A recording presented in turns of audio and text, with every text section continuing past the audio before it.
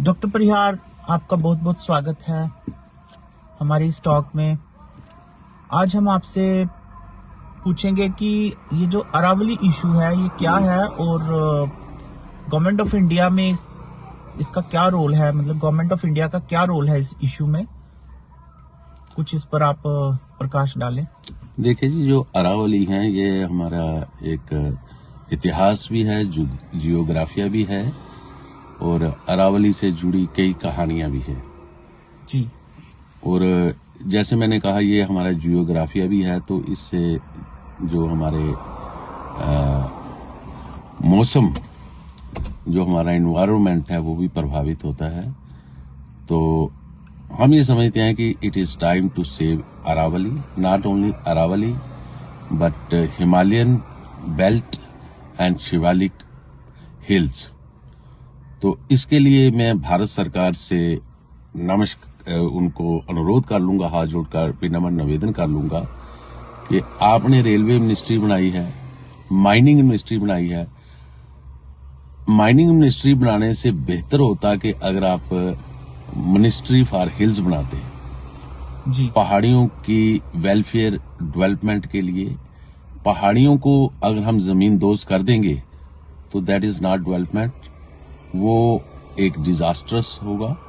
और मैं चाहता हूं कि पूरे हिंदुस्तान की जो पहाड़ियां हैं, पहाड़ी क्षेत्र है, चाहे वो हिमालयन बेल्ट में आते हों, गोंडवाना लैंड हो, अरावली हो, शिवालिक्स हो, इन सब का संरक्षण तभी हो सकता है, इनकी साम और संभाल तभी हो सकती है जब हम एक मिनिस्ट्री बनाएं हिंदुस्तान की सरकार में, तब जाकर कोई एक नीति बन सकती है।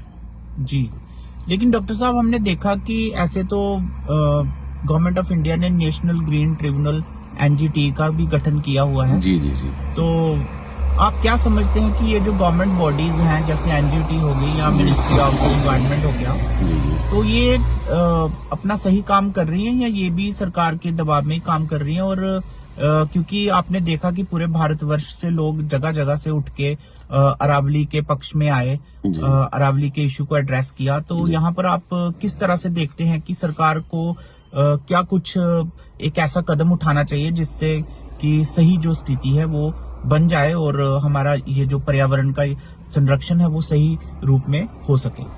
देखिए जी, जैसे मैंने आपको पहले बताया कि इसके लिए हमें मिनिस्ट्री फॉर हिल्स बनानी चाहिए, कैबिनेट मिनिस्ट्री हिल्स के लिए रखनी चाहिए। अगर हम एनवायरनमेंट मिनिस्ट्री बनाते हैं या कोई ट्राइब्यूनल का गठन करते हैं तो उसके कोई मायने नहीं है। हिल्स की सुरक्षा और पहाड़ी लोगों की सुरक्षा बहुत जरूरी है। पहाड़ों में बेताशा हम टूरिज्म डेवलप कर सकते हैं, जंगलात को महफूज कर सकते हैं, जंगल के जानवरों को महफूज कर सकते हैं, और जंगलों और जो पहाड़ों में पानी है, दरिया है, उन पे डैम बनाए जा सकते हैं। और जो मिनरल्स हैं, जो हमारे नेचुरल रिसोर्सेज हैं, वो पहाड़ों से आते हैं। तो हमें जरूरत इस बात की है कि हम मिनिस्ट्री ऑफ हिल्स बनाएं और जितने भी पहाड़ी लोग हैं, जैसे कि पुंछ, राजौरी और पाडर और दीगर कुछ लोगों को पहाड़ी स्टेटस दिया गया, तो हम ये समझते हैं कि ऑल ओवर इंडिया में जितने भी पहाड़ी लोग हैं या पहाड़ हैं, उनको बचाने के लिए और वहां के लोगों को सुरक्षा करने के लिए, वहां के मिनरल्स, वहां नेचुरल रिसोर्स, टूरिज्म को बढ़ावा देने के लिए हमें एक तो पहाड़ी शेड्यूल्ड ट्राइब स्टेटस देना पड़ेगा पहाड़ी लोगों को, और दूसरा इनके लिए एक ठोस नीति बन सके उसके लिए हमें मिनिस्ट्री फॉर हिल्स बनानी पड़ेगी। जी, बहुत बहुत शुक्रिया डॉक्टर साहब, आपने अपना कीमती वक्त हमें दिया और इस बड़े ही एक महत्वपूर्ण विषय पर अपने विचार रखे। धन्यवाद। धन्यवाद जी।